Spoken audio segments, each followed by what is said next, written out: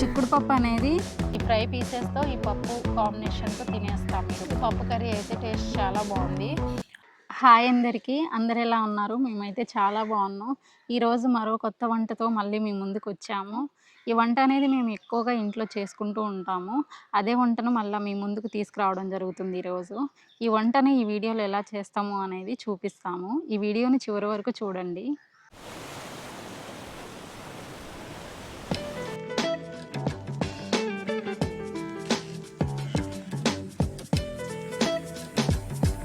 ఈ చిక్కుడు పప్పు అనేది మన చిక్కుడుకాయలు బాగా ఎండిపోయిన తర్వాత వచ్చే పప్పు. ఆ కాయల నుండి తీసుకున్న గింజల్ని ఇలా వేంపుకొని ఇలా విసురుకున్న తర్వాత ఇలా పప్పులాగా అవుతుంది. ఈ పప్పుని ఎక్కువగా మా పల్లెటూర్లలో చేసుకుంటారు. మా ఇంట్లో కూడా ఎక్కువగా చేసుకుంటాం. ఇది టేస్ట్ చాలా బాగుంటుంది. ఇప్పుడు ఈ పప్పుని ఎలా వండుతారు అంటే నేను ఎక్కువ ఇంట్లో చేసే పద్ధతిలోనే చేసి చూపిస్తాను ఫ్రెండ్స్. ఇలా వేంపిన పప్పు కూడా తినడానికి బాగుంటుంది. ఇలా నార్మల్గా కూడా తినేసేయచ్చు. ఇలా వేంపుకొని తినేది ఎక్కువ ఎప్పుడు జరుగుతుందంటే వర్షం పడుతుంది చూడండి, అప్పుడైతే వేంపుకొని తినడానికి చాలా బాగుంటుంది. వర్షం పడేటప్పుడు మేమైతే వర్షం పడేటప్పుడు వేంపుకొని తింటాం. హర్షిత పిన్ని, ఇట్లా పప్పుగా ఎప్పుడైనా తిన్నావా వర్షం వచ్చేటప్పుడు? ఇట్లా పప్పుగా తినలేదులే కానీ గింజలుగా ఉన్నప్పుడు మనం వేయించుకొని తింటాం కా పిన్ని, అట్లా తిన్నా. ఇట్లా పప్పుకు కూడా బాగుంటాయి తినడానికి. అవునా?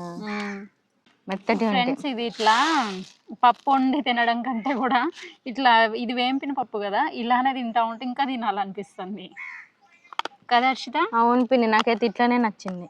ఫ్రెండ్స్, ఇప్పుడైతే ఇలా వేంపుకొని విసురుకున్న పప్పుని మనకి ఎంత కావాలి అన్నది చూసుకొని తీసుకొని మంచిగా శుభ్రంగా కడిగి పక్కన పెట్టుకుందాం.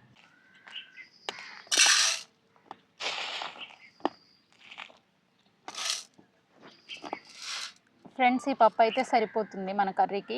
ఫ్రెండ్స్, ఇప్పుడైతే ఈ పప్పును శుభ్రంగా కడిగేసి పక్కన పెట్టుకుందాం.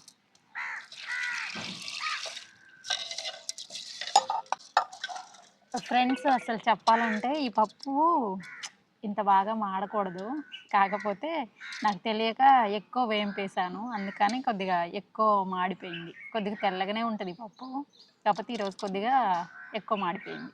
కడిగి పెట్టుకున్న పప్పునైతే పొయ్యి మీద పెట్టేసుకుందాం.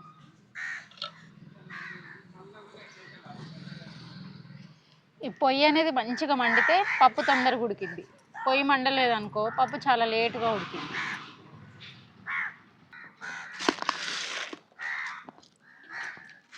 మిగిలిన పప్పుని ఇలా మనకు నచ్చినంతసేపు తినొచ్చు. కాకపోతే కొద్దిగా సౌండ్ బాగోదు, ఏమనుకోకండి. ఇప్పుడైతే ఈ పప్పులోకి కావాల్సిన టమాటా, మిర్చి, ఉల్లిగడ్డ కట్ చేసుకుందాం.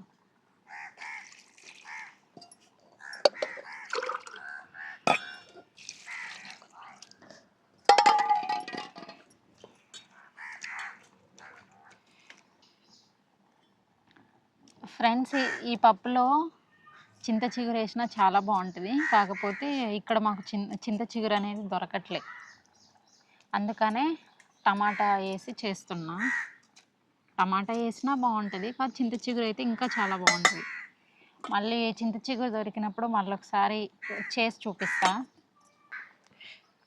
ఫ్రెండ్స్, ఇప్పుడైతే ఆ ఉడికే పప్పులో కొద్దిగా పసుపు, కొద్దిగా ఉప్పు, కొద్దిగా కారం వేసుకుందాం.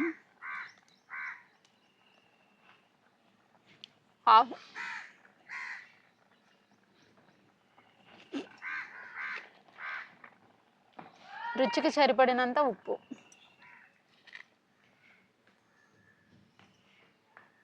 పచ్చిమిర్చి వేసుకుంటున్నాం కాబట్టి కారం అనేది కొద్దిగా తీసుకుంటే చాలు.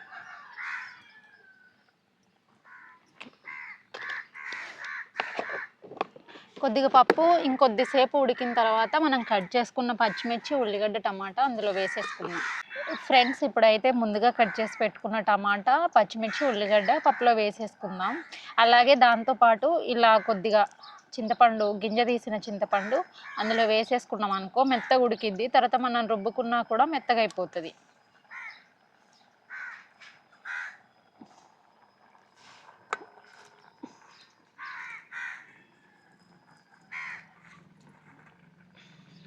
చింతపండుని కొద్దిగా శుభ్రంగా కడుక్కొని చింతపండుని శుభ్రంగా కడిగి పెట్టేసుకుంటా. అది కూడా మెత్తగా ఉడికిపోద్ది, మనం రుబ్బుకున్న మెత్తగా అయిపోద్ది.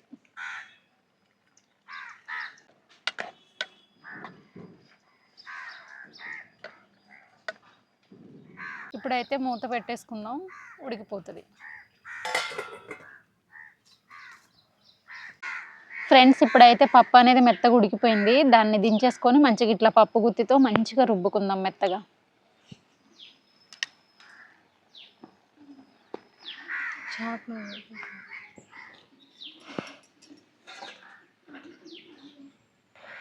ఇట్లా మెత్తగా ఉడికిన పప్పుని ఇలా పప్పు గుత్తితో ఇలా మెత్తగా అయ్యేలాగా రుబ్బుకుంటే సరిపోతుంది.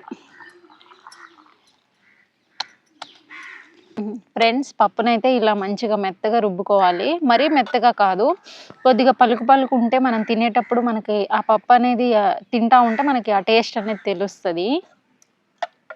ఇప్పుడైతే హర్షిత కొద్దిగా బాటిల్లో వాటర్ టీ. ఇప్పుడైతే కొద్దిగా వాటర్ వేసుకొని ఒక 5 నిమిషాలు, మరీ ఎక్కువ కాదు, ఒక 5 నిమిషాలు పొయ్యి మీద పెట్టేసుకుంటే, ఇప్పుడే వాటర్ కొద్దిగా వేసాం కదా, కొద్దిగా పచ్చి వాసన అనేది పోయేదాకా ఒక 5 నిమిషాలు పప్పు పొయ్యి మీద పెట్టేసుకొని తర్వాత తాలింపు వేసుకుంటే పప్పు అయిపోతుంది. ఫ్రెండ్స్, ఇప్పుడైతే పప్పు మెత్తగా ఉడికింది. ఇప్పుడైతే తాలింపు వేసుకుందాం.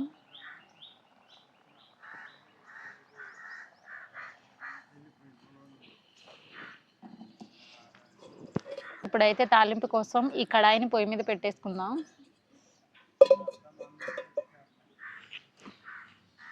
ఇప్పుడైతే తాలింపుకు సరిపడా ఆయిల్ వేసుకుందాం.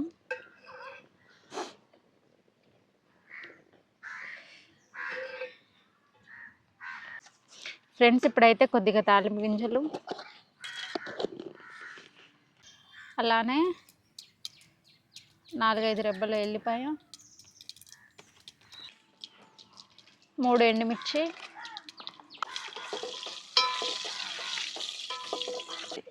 ఇప్పుడైతే కొద్దిగా కరివేపాకు. తాలింపు అయితే రెడీ అయిపోయింది. ఇందులోకి రెడీ చేసుకున్న ఉడికించుకున్న పప్పు అయితే వేసేసుకున్నాం.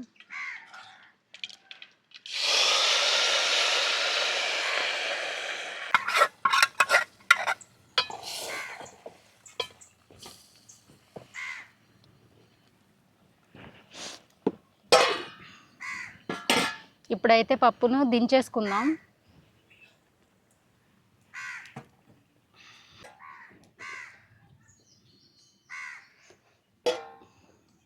ఫ్రెండ్స్, ఇప్పుడైతే చిక్కుడు పప్పు కర్రీ వేసుకొని అది తిని టేస్ట్ ఎలా వచ్చింది అనేది చెప్తాము.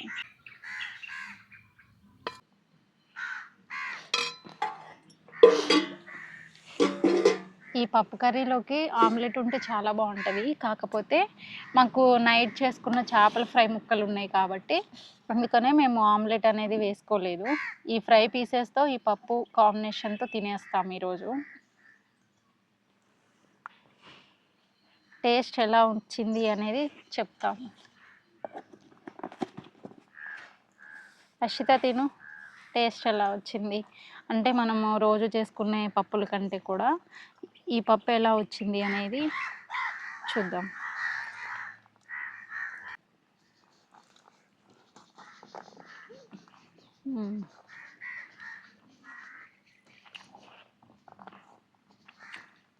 బాగుంది కదా.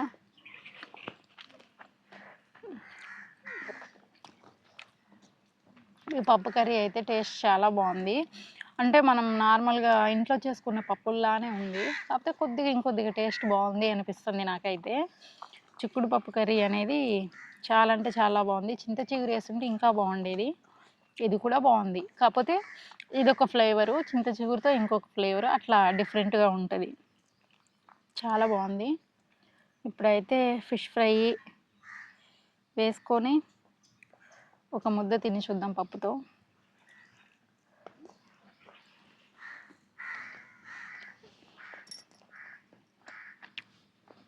టేస్ట్ మాత్రం వస్తుంది.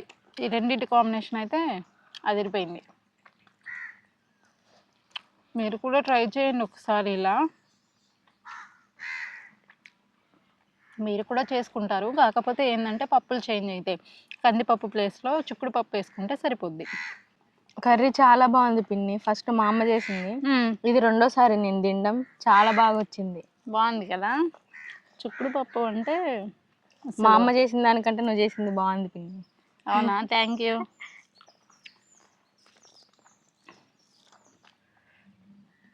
మీరు కూడా ఒకసారి ట్రై చేయండి ఇలా.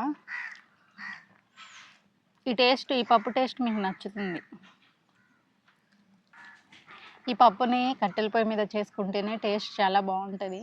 మీరు కూడా ఒకసారి కట్టెల పొయ్యి మీద ట్రై చేయండి ఈ పప్పు వండడం, మీకు నచ్చుతుంది ఆ టేస్ట్. ఫ్రెండ్స్, ఈ చిన్ని వీడియో మీకు నచ్చితే లైక్ చేయండి. మరెన్నో వీడియోస్ కోసం ఈ ఛానల్ని సబ్స్క్రైబ్ చేయండి. మరొక కొత్త వంటతో మళ్ళీ మేము ముందుకు వస్తాము. అంతవరకు ఉంటాము. బాయ్.